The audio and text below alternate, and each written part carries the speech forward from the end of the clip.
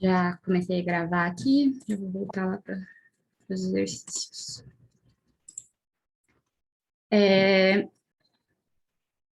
Eu não lembro, alguém falou, mas eu não consegui escutar. Eu acho que eu estava no 7. Alguém tem alguma dúvida no 7? Vocês estão me ouvindo, gente? Sim, Exercício 8? O 8 eu tive dúvida. Vamos resolver o 8, então. Vamos ler junto aqui. Todo mundo está vendo a tela dos exercícios, né? sim. Tô dando para você aqui. Então tá, ó, uma substância sólida é aquecida continuamente. O gráfico a seguir mostra a variação de temperatura ordenada. Ordenada, no caso, é o eixo Y, e o tempo é a abscissa. A abscissa é sempre o eixo X. Um professor meu falava que era abscissa, para a gente lembrar que a abscissa é o eixo X, porque às vezes eles falam só abscissa e ordenada, a gente acaba não sabendo qual é. Mas tentei lembrar que a abscissa é o eixo X. Então tá. O ponto de fusão, o ponto de ebulição e o tempo durante o qual a substância permanece no estado líquido, respectivamente. Então vamos lá.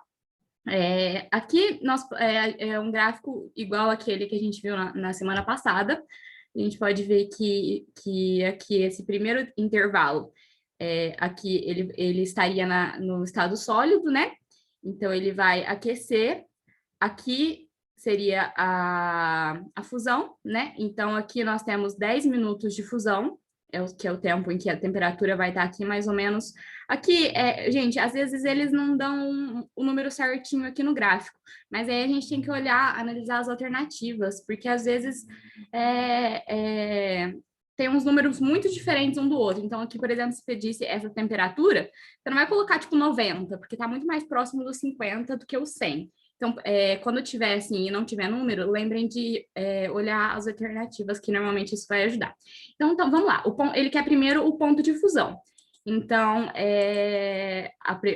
essa temperatura aqui, vamos olhar as alternativas. Ó, tem 150 e tem 65. 150, como a gente pode ver aqui, é o próximo estágio. Então, seria a temperatura de ebulição. No caso, a temperatura de fusão, então, seria 65. Então, a gente exclui a alternativa A e C já de cara. O ponto de ebulição, então, como eu acabei de falar, é o 150, que é essa temperatura aqui. Então, letra A, a primeira seria 65 e o segundo seria 150. E o tempo durante o qual a substância permanece no estado líquido. Aqui, gente, pode ser uma pegadinha, porque tem alternativa para as duas opções. O tempo, ele fala estado líquido, ele não fala em estado líquido e estado gasoso, ou estado líquido e estado sólido. Porque lembra como eu falei na última aula, nesse período aqui, que ele está em transformação de estado, ele coexiste os dois estados. Mas, no caso, ele falou só estado líquido. Então, só o estado líquido seria aqui depois que ele passou pela fusão, dos 65 graus, até ele entrar em ebulição. Então, só estado líquido seria esse intervalo aqui, de 5 minutos. Então, aqui a alternativa... 5 minutos? Ah, não, calma.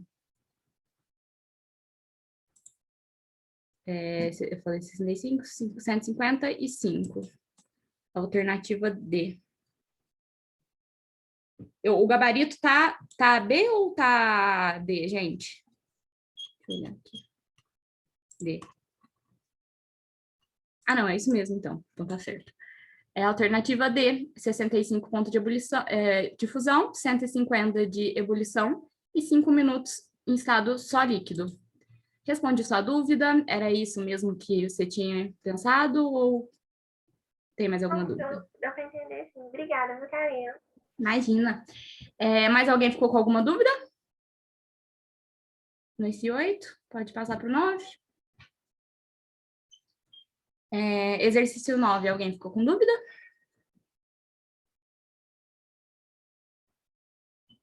Exercício 10. Esse 10 aqui, gente, ele é bem modelinho Enem mesmo, parece que às vezes eles colocam meio interdisciplinar, né? Então, aqui fala uma coisa de Platão, os 4 elementos. Isso, na verdade, não faz diferença para a resolução do exercício, mas Enem eles gostam de dar essa contextualizada, colocar uma historinha.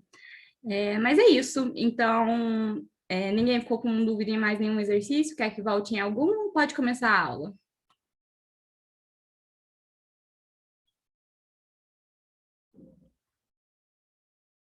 Vou botar aqui pro chat que fechou. Gostam de enrolar, gostam. E é isso que vocês têm que tomar muito cuidado, porque Enem vocês têm muito pouco tempo, né? Então, grifar mesmo que foi importante, porque às vezes você tem que reler, voltar e ver alguma informação de novo, e tem muita coisa que você não precisa reler, sabe? Então, lembrem sempre de grifar nas partes importantes. Então, vamos voltar aqui, vou começar os slides aqui. Todo mundo vê na tela dos slides? Sim.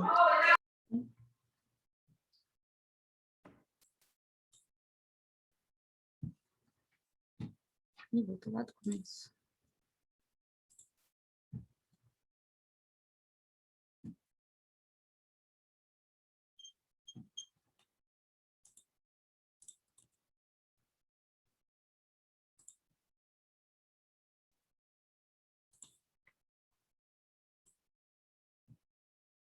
Vou só arrumar a tela aqui, gente, que tá difícil de eu...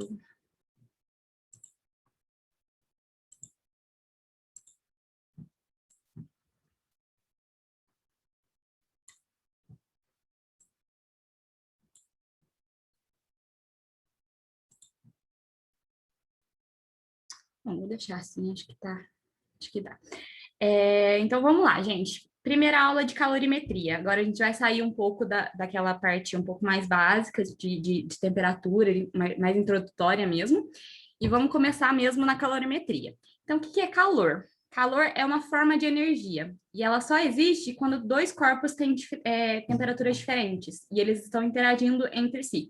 Então, lembra, eu acho que eu falei para vocês que, por exemplo, tem duas bolinhas, uma bolinha A e uma bolinha B, e que a gente falou sobre equilíbrio, né? Então, quando elas estão em contato, há uma transferência de calor. Calor é a energia em trânsito, né? Então, sempre vai ser transmitido o calor do corpo mais quente para o corpo mais frio. Isso é muito importante. Sempre vai ser assim. Sempre vai doar do corpo mais quente para o corpo mais frio. Vai ser esse fluxo de energia. A calorimetria é análise quantitativa, então nós vamos calcular valores para esse calor. Calor o símbolo é Q, vocês vão ver mais na frente quando tiver as fórmulas, mas a calorimetria é isso. A calorimetria é o estudo matemático do calor, a gente vai colocar isso em números. Então, se tiver um corpo A e um corpo B com temperaturas θA e θB, após eles serem colocados em contato dentro de um recipiente, esse recipiente, gente, vocês vão ver que muitas vezes vai ser chamado de calorímetro. Às vezes vai ser um recipiente normal, às vezes vai ser um calorímetro. Vou explicar mais para frente qual a diferença. Mas eles estão no recipiente e após um tempo eles vão apresentar a mesma temperatura, que é o que eu expliquei na primeira aula, se não me engano, a definição de equilíbrio térmico, que é quando dois corpos trocam calor e eles atingem a mesma temperatura. Observação. Em um sistema isolado, a temperatura de equilíbrio é sempre menor do que a temperatura do maior e sempre menor... Não, calma. Sempre menor que a temperatura do corpo de maior temperatura e sempre maior do que a temperatura do corpo de menor temperatura. Ou seja, em um sistema isolado, que não tem troca de calor com o meio externo, a temperatura sempre vai ser intermediária. Então, por exemplo, tem um corpo de 100 graus e um corpo de 20 graus. Se está num sistema isolado, a temperatura não vai poder ser 120, não vai poder ser 10. Vai ter que estar um valor entre esses dois valores. Próximo slide. Então, nós temos dois tipos de calor que a gente estuda aqui no cursinho. O calor sensível e o calor latente. O calor sensível, ele é o calor que tanto faz se é recebido ou se é cedido, mas a única consequência da variação de temperatura vai ser o estado de agitação das moléculas. Ou seja, no calor sensível, não tem transformação de fase. Não vai, por exemplo, ter fusão, ebulição. Vai ser o calor durante aquele período que a temperatura está variando.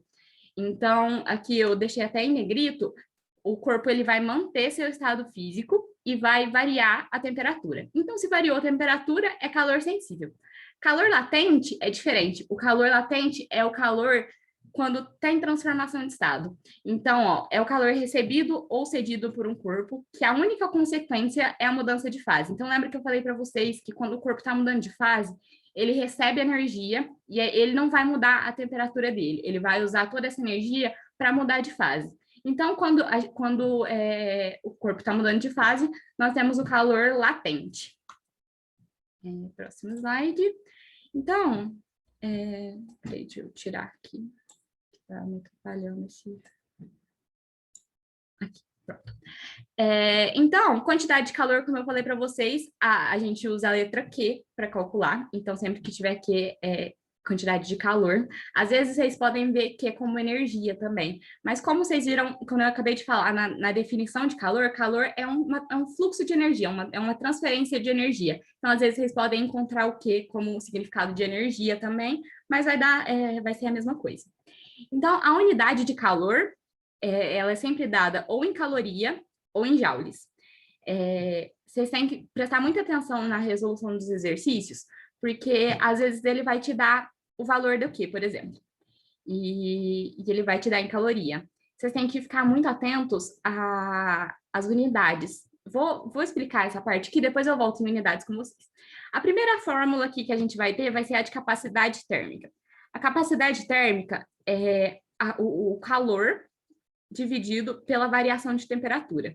Então, a capacidade térmica, cada corpo, cada material tem a sua. Então, essa é a fórmula de capacidade térmica. Ela vai... os exercícios, a maioria não usa capacidade térmica. Então, às vezes, são coisas mais específicas. Vão te perguntar a capacidade térmica. Então, vão te dar a quantidade de calor e a variação de temperatura. Você só divide e acha a capacidade térmica do corpo. O calor específico, ele a gente calcula ele pegando essa capacidade térmica e dividindo pela massa. Normalmente, vocês não vão precisar calcular esse calor específico. Vocês vão ter que usar o calor específico. Eles vão te dar esse valor e vocês vão ter que calcular aqui na fórmula. Então, se a gente pegar essa fórmula de calor específico aqui e substituir o C maior... Vocês estão vendo? Deixa eu pegar o... Aqui. Vocês estão vendo o meu cursor? Sim, tô dando ver sim.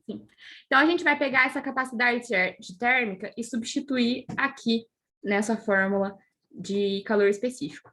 E com isso, a gente vai chegar na equação fundamental da calorimetria. Eu não vou demonstrar para vocês não, mas se alguém quiser depois fazer e tiver alguma dúvida, pode me chamar, porque não precisa vocês saberem disso não, mas a fórmula mais importante que vocês precisam saber, tanto que é chamada de equação fundamental da calorimetria, é essa, que é a famosa Q-macete, né? Que é mais fácil para vocês decorarem, Q-macete. É uma fórmula para vocês acharem a quantidade de calor, usando a massa do corpo, às vezes vai te dar, por exemplo, 500 gramas de água, o calor específico e a variação de temperatura. O que a gente pode notar dessa fórmula? Tem variação de temperatura. Então, para que a gente vai usar essa fórmula? Para corpos que não têm mudança de estado. Alguma dúvida, gente? Eu vi alguém ligou o microfone? Bom, vou continuar aqui, se vocês quiserem me interromper, pode me interromper. Então, essa é a fórmula que vocês mais vão usar na calorimetria. Então, Q, calor, quantidade de calor, M é a massa, Czinho é o calor específico e o delta teta é a variação de temperatura. A variação de temperatura é temperatura final menos temperatura inicial. Agora, opa. Quando a gente tem mudança de estado, a gente não chama de calor sensível, a gente chama de calor latente. Então, como que a gente calcula esse calor latente? A quantidade é o Q, que é a quantidade de calor, é a massa vezes o L. O L é a mesma coisa que o Czinho, só que ele é para mudanças de estado. Então, é a unidade de unidade não, a constante de mudança de estado. Então, aqui, ó, calor latente de transformação é a quantidade de calor que uma unidade de massa do sistema deve trocar com o exterior para que o sistema sofra uma mudança de estado. Uma mudança de estado sem a variação de temperatura, porque, como eu já falei, mudança de estado não tem variação de temperatura. Então, se ele der para vocês, se o exercício der para vocês falar que tem mudança de estado, vocês vão usar a fórmula do calor latente, que os professores costumam falar que é a fórmula do Kimala, né? QML. Então, é assim que a gente calcula. As unidades, gente, isso aqui que é muito importante, porque calor específico e calor latente são valores que eles vão te dar no exercício. Você não precisa decorar, porque cada substância possui o seu calor específico e o seu calor latente. Então, o calor específico, ele é dado em caloria por grama vezes graus Celsius. O que vocês podem perceber assim? Quando uma fórmula tem uma constante, e eles vão te dar essa constante no exercício, vocês têm que sempre olhar as unidades. Porque, ó, tá em caloria, grama e centímetro, ó, graus Celsius. Então, lá naquela fórmula do Kimacete, vocês têm que usar o calor em caloria, a massa em gramas e a variação de temperatura em graus Celsius. Então, vocês vão definir a unidade que vocês vão colocar cada componente da fórmula de acordo com o Czinho ou o L, que eles vão te dar no exercício. Vocês vão ver que às vezes que o da água é bem facinho, o calor específico da água é 1. Então, isso vocês podem decorar, mas eles vão te dar, não precisa preocupar em decorar valores. A unidade da capacidade térmica é caloria por grau Celsius. Então, lembra que é Q dividido por delta teta. Então, caloria do Q, né? E graus Celsius, a variação de temperatura. Aqui nós vemos que a quantidade de calor ela é sempre dada ou em caloria ou em joules. Então, a primeira parte do ou aqui, vocês vão sempre usar juntos. Então, se a quantidade de calor for em caloria, obrigatoriamente a massa vai ser em gramas e a variação de temperatura vai ser em graus Celsius. Se ele te der a quantidade de calor em joules, vocês vão usar aqui, como vocês podem ver, a massa em quilos e a temperatura em Kelvin, que é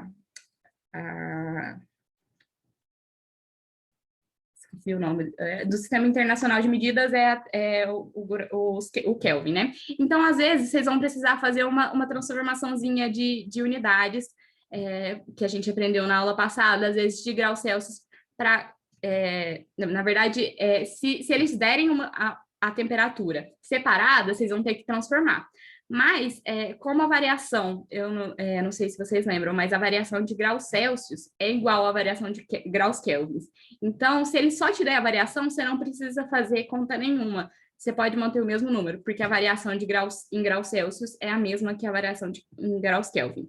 Em graus, nada, só em Kelvin, porque não tem grau em Kelvin. Então, aqui acho que eu falei de todas as unidades. Por enquanto, alguém tem alguma dúvida? Alguém quer que volte em alguma coisa? Quer que eu fale algum tópico? Pode prosseguir.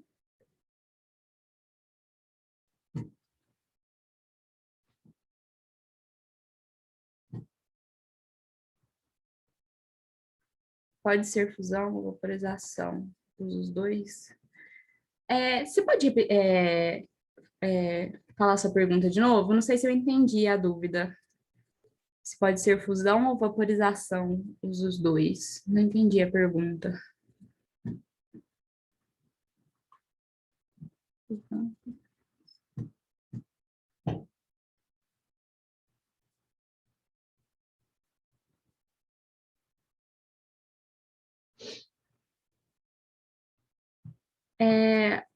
Gente, alguém...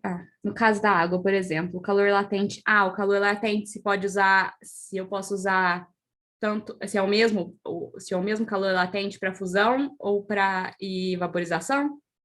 É isso? Foi a dúvida? Se é o mesmo valor? Então, não é o mesmo valor. Eles vão te dar, são valores diferentes, se for para fusão ou se for para ebulição. Mas eles vão te dar. Aí eles vão falar assim, calor latente de fusão. Porque o calor latente, ele é o calor de transformação. Então, pode ser tanto calor latente de fusão quanto de ebulição. Vocês vão ver que o valor, se for do caminho inverso, então, em vez de fusão, é a condensação, vocês vão ver que é o mesmo valor, só que é com sinal invertido.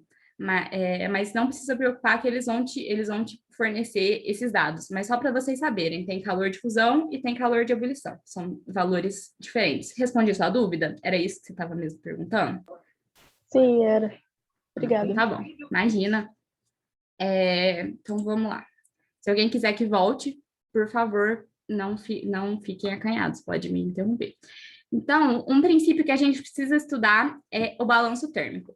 Então, nós temos dois princípios. O princípio da igualdade das trocas de calor e o princípio das transformações inversas. Então, o princípio da igualdade das trocas de calor é quando dois ou mais corpos, normalmente eles vão te dar dois, mas às vezes eles colocam 3, 4, vai ser o mesmo esquema, mas normalmente vocês vão ver que é 2.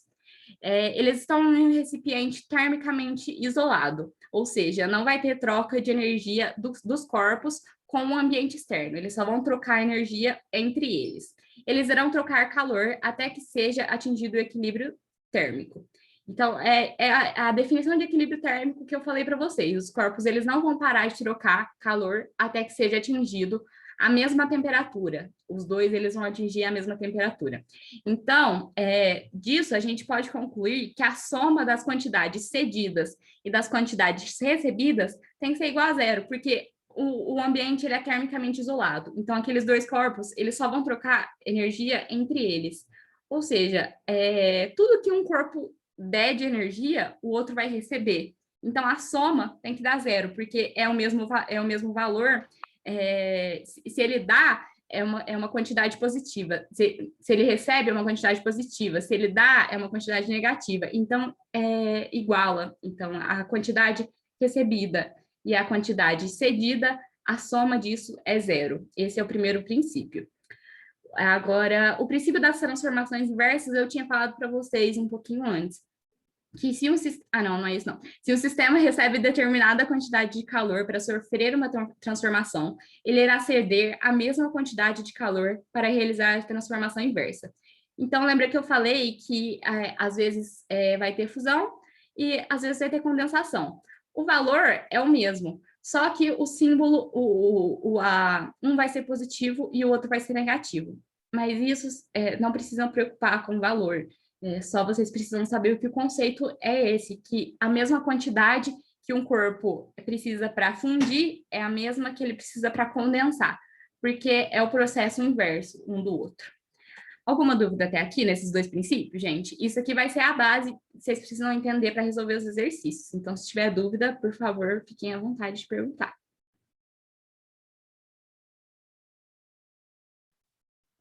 Vou passar por enquanto, se qualquer coisa vocês me voltam.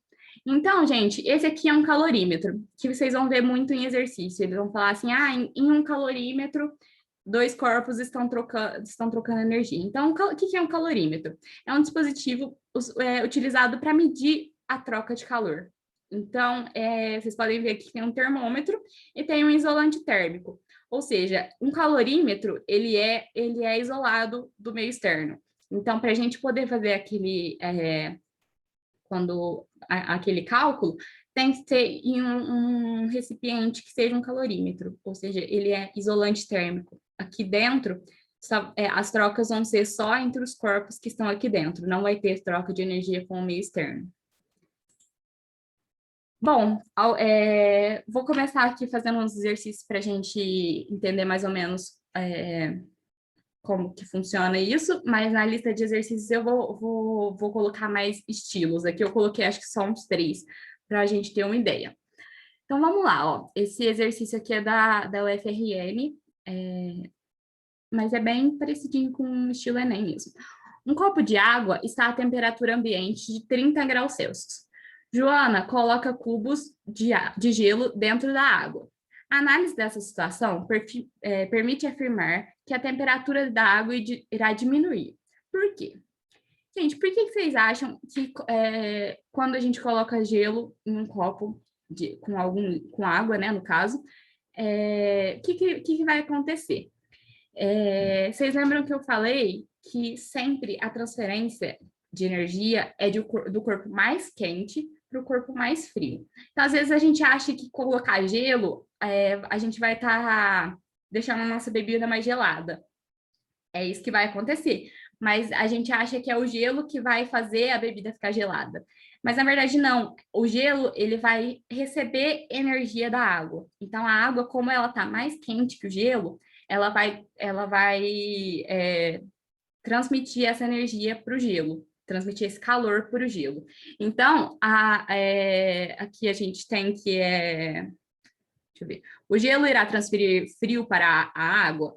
Não, na verdade é o contrário, né? A água irá transferir calor para o gelo. É isso que vai acontecer. Então, por isso que o gelo vai derreter, porque ele vai ficar recebendo o calor da água, que é o corpo que está mais quente nesse sistema. Vocês entenderam, gente? Mais ou menos como que cai? Tem alguma dúvida nesse exercício?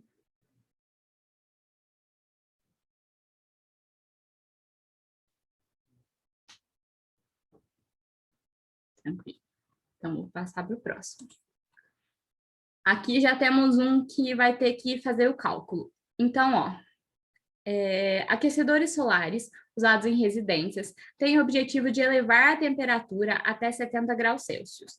No entanto, a temperatura ideal da água para um banho é 30 graus Celsius. Por isso, deve-se misturar a água aquecida com a água à temperatura ambiente de um outro reservatório que se encontra a 25 graus Celsius. Qual é a razão entre a massa de água quente e a massa de água fria para um banho à temperatura ideal? Então, vamos lá. Deixa eu só...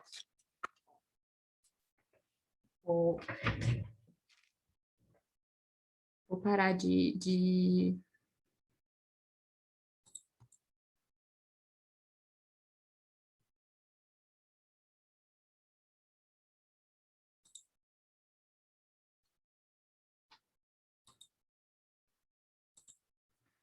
Tá todo mundo vendo a luz aqui?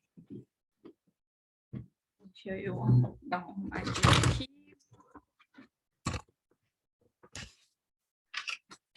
Deixa eu abrir o exercício aqui.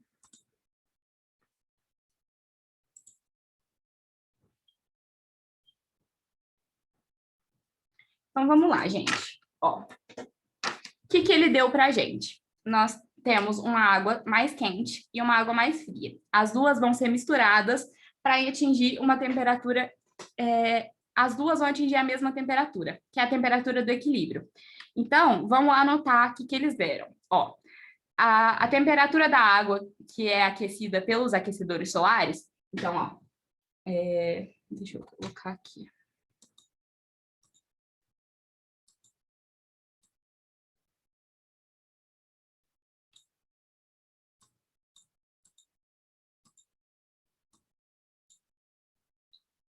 O computador.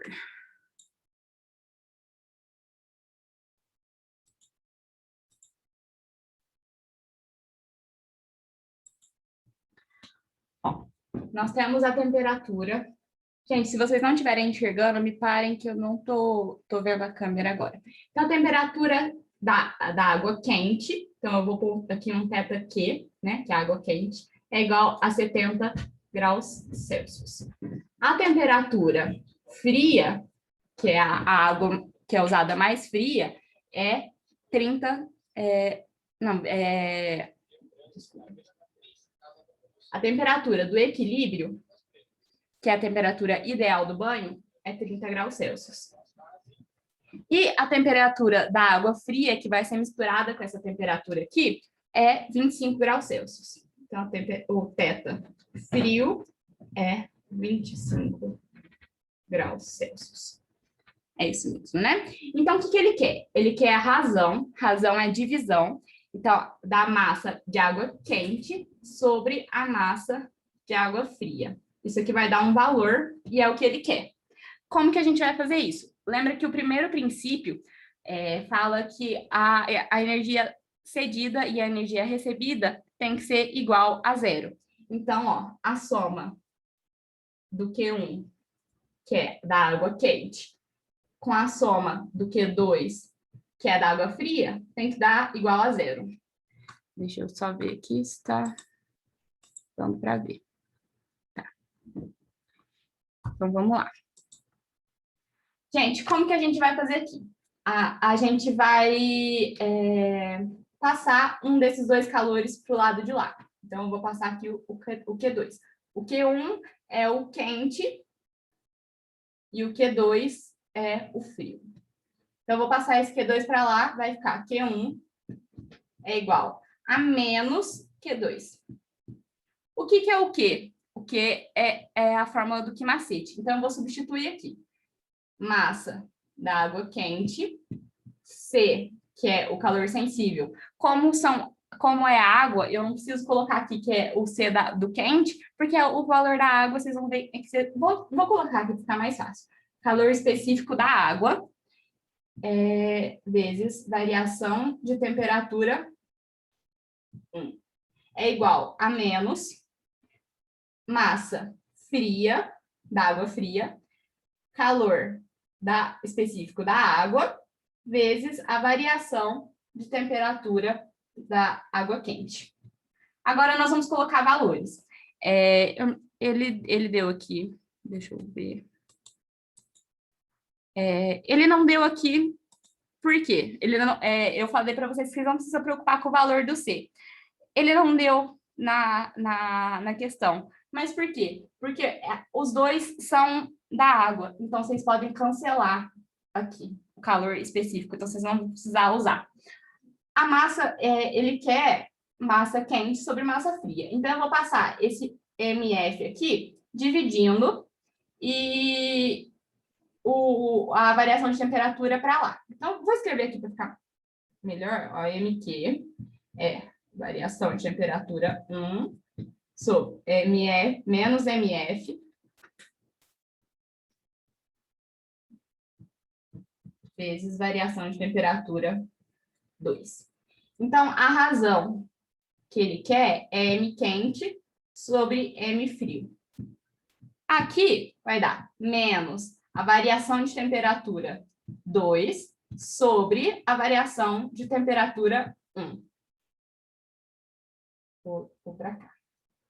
Então, a variação de temperatura 2, o 2 é o frio. Então, nós vamos usar a temperatura final. A temperatura final, deixa eu escrever aqui para vocês lembrarem. O ΔQ, delta teta, aliás, é a temperatura final menos a temperatura inicial. Aqui, normalmente não, né? Sempre a temperatura final é a temperatura de equilíbrio, ou seja, é esse 30 graus aqui. Então, vai ser 30 menos 25, dividido por 30 também, que é a temperatura de equilíbrio, menos a temperatura inicial. O θ1 é a temperatura quente, então é menos 70 aqui. Então, ó, isso aqui, ele chama de razão, né? Eu vou pôr aqui um R só para ficar mais fácil. Então, a R, que é a razão que ele quer, é menos, fazendo essa conta, 30 menos 25 é 5. Embaixo, 30 menos 70, menos 40. Então, aqui, menos 40. Então, como a gente tem menos em cima e menos embaixo, a gente corta, simplificando aqui, dividindo tudo por 5, dá 1 sobre 8. Fazendo essa conta, 1 dividido por 8 dá 0,125. Que é a alternativa. Deixa eu compartilhar de volta aqui. Alternativa B. Alguém tem alguma dúvida aqui, gente? O que vocês acharam? Esse exercício é mais complicadinho mesmo. Se alguém tiver alguma dúvida, eu volto. Alguém ficou com dúvida? Vocês entenderam como que faz, como que é o processo?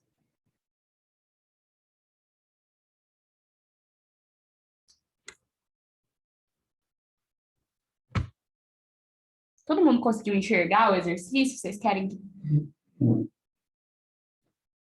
Deu. João Vitor falou que deu. Então, é grandinho mesmo, ele é só complicado. Ele, na verdade, não é tão difícil quanto parece, mas é complicado mesmo. Vocês têm que ir escrevendo devagarzinho. Eu recomendo que vocês refaçam esse exercício, e se alguém tiver dúvida, pode me mandar lá no WhatsApp, porque ele é um exercício mais complicadinho mesmo. Tem outra fórmula? Para quê, Camille?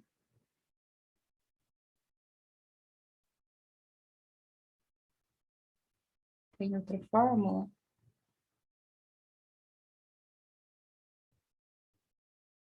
Ah.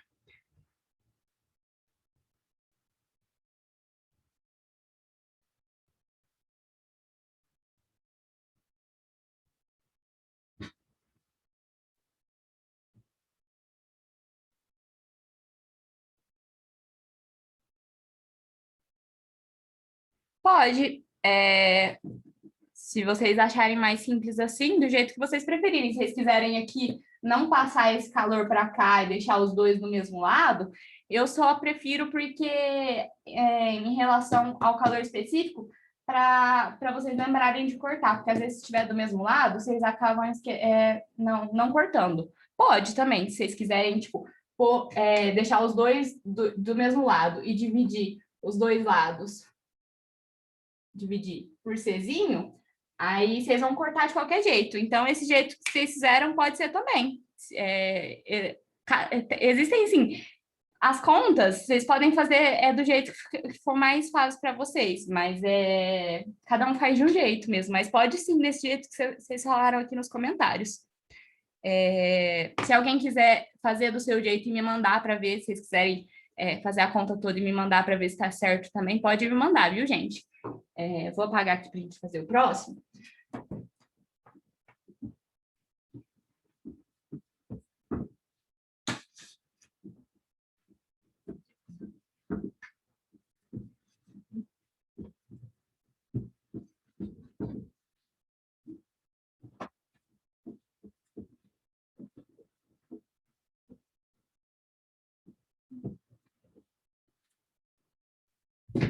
Então, vamos lá. Deixa eu colocar, espelhar a tela.